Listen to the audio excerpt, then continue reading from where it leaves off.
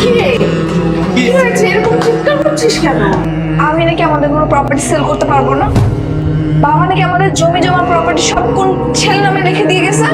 ও হ্যাঁ হ্যাঁ, আরে ওই যে তোর বাবার বন্ধু আছে না, গ্রামের বন্ধু আকবর আলী, ওনার ছেলে মধু মিয়ার নামে। আমার ভাবতে অবাক লাগতেছে, বাবা এরকম একটা কাজ কিভাবে করতে পারলো? তার একমাত্র মেয়ের কথা চিন্তা না করে গ্রামের একটা উজবুক অশিক্ষিত ছেলের নামে সবকিছু লিখে দিয়ে চলে গেল। কন্ট্রোল কন্ট্রোল, এমন একটা বুদ্ধি করতে হবে যাতে তুই সম্পত্তিটা আবার ফেরত আনা যায়, মানে সিনিয়র আছে। কিভাবে? ছলে বলে কৌশলে ওটা ফেরত আনতে হবে। কিন্তু কিভাবে? ওই ছেলের সাথে তোমার মেয়ের বিয়ে দিয়ে। বিয়ে? অসম্ভব। ওই গেও ভুট্টাকে আমি বিয়ে করব? আমার তো ইচ্ছা করছে ওকে গিয়ে খুন করে আসি। আহা ভাগ্নে, টুইস্ট ইধার বাকি হ্যাঁ, তুমি বুঝতেছো না। ওকে বিয়ে করবি ঠিকই, কিন্তু 2 দিনের জন্য। মানে? মানে ছেলে তো জানে না যে তোর বাবা ওই ছেলের নাম ভুল করে গেছে। তাহলে এখন একটা কাজ করবো, ওকে বিয়ে করবি, এরপরে ইনিয়ে বিনিয়ে ছলে বলে কৌশলে ওর কাছ থেকে সিগনেচারটা করে দিবি, এরপর একটা কিক মেরে বাসার থেকে বিয়ে করে দিবি। ঠিক আছে, কিন্তু বিয়ের পর যদি ও সিগনেচার না করে তখন? আহা, ওই ছেলে তো অশিক্ষিত, ঘুমের মধ্যে ওর কাছ থেকে টিপসই নিয়ে নিবি। ঠিক আছে, তোমরা তাহলে বিয়ের ব্যবস্থা করো, আমি রাজি। আচ্ছা ঠিক আছে, তাহলে আমি ওনাদের সাথে একটু ফোনে তাহলে কথা বলে নিই। তুমি কি সত্যি আমাকে ভালোবাসো? এরকম কথা বললে? হ্যাঁ, ভালোবাসি মানে অনেক বেশি ভালোবাসি আমি তোমাকে। আমাকে বিয়ে করতে পারবা? আমার কিন্তু কোনো প্রপার্টি নেই। কোনো সমস্যাই নেই। নেই মানে? প্রপার্টি নেই মানে কি? তুমি না বলেছিলে তোমাদের গ্রামে 160 বিঘা জমি আছে? ছিল, এখন নেই। এখন নেই মানে কি? তাহলে সেগুলো কি হয়েছে? বাবা সেগুলো সবকিছু অন্য একটা ছেলের নামে লিখে দিয়ে গেছে। কি বলছো এগুলা? তুমি এগুলো জেনে এখনো চুপ করে আছো? মামা প্ল্যানিং দিচ্ছিল ওই ছেলেকে বিয়ে করতে। বিয়ে করার পরে সব সম্পত্তি আমার নামে লিখে নিব, তারপর ডিভোর্স দিয়ে দিব। তাহলে বসে আছো কেন? বিয়েটা করে ফেলো। তুমি কি বলতেছো? তুমি আমার বয়ফ্রেন্ড হয়ে বলতেছো আরেকটা ছেলেকে বিয়ে করতে? তোমার খারাপ লাগবে না? না, খারাপ লাগবে না, কারণ তোমার বেচলে তো 2 টাকাও পাওয়া যাবে না। তুমি জানো ওই সম্পত্তির কত টাকা? প্রায় কয়েক কোটি টাকা। সারা জীবন বসে বসে পায়ের উপর পাতুল খেতে পারবে। কি চাচ্ছ? আমি চাই তুমি ওই ছেলেটাকে বিয়ে করো। ওই ছেলেটাকে বিয়ে করে পটিয়ে পাঠিয়ে ওই সম্পত্তিগুলো তোমার নামে লিখে দাও। ঠিক আছে, আমি তাহলে বিয়ে করে নিচ্ছি। তাই করো, তারপর আমি তো আছি, কোনো সমস্যা নেই। তুমি শুধু আমার আর আমি তোমার।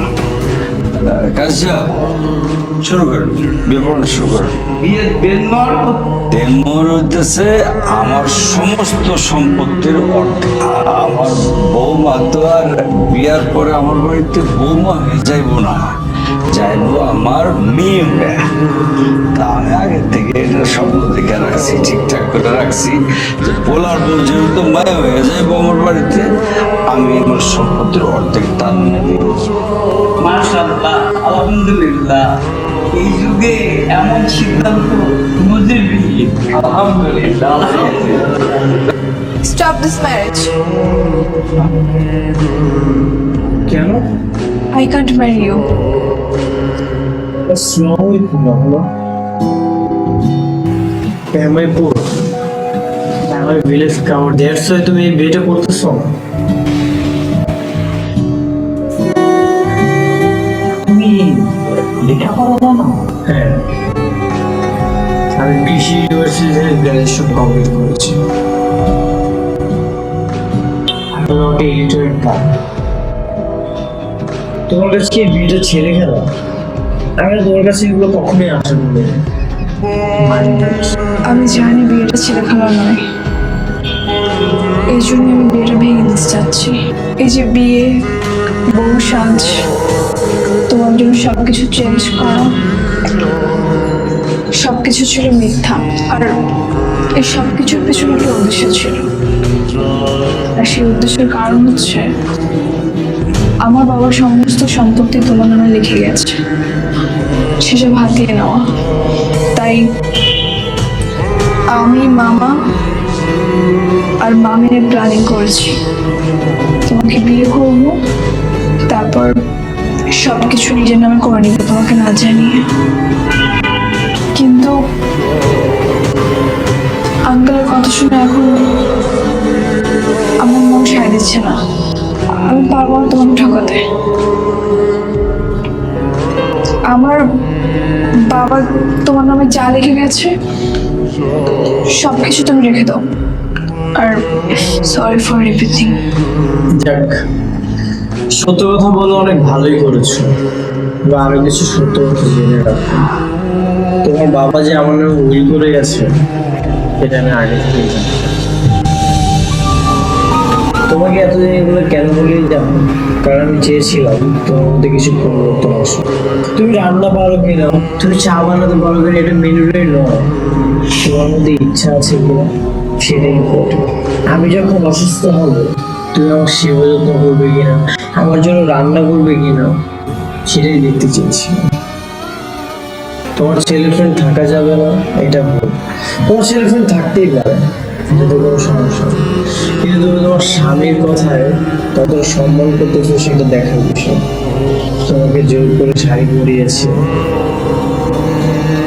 তুমি হয়তো নিজেই জানো না তোমার শাড়ি পরে কতটা সুন্দর লাগে। This is for you. এটা নতুন উইল। তোমার বাবার যে সকল সম্পর্ক আমি তোমার নামে আগে লিখে দিয়েছিলাম। ভেবেছিলাম আমাদের বিয়ের পরে এটা আমি তোমাকে গিফট করবো, কিন্তু যেহেতু বিয়েটাই হলো না তাহলে তো কিছু করার নেই। ভালো থাকো। চলো। সবাই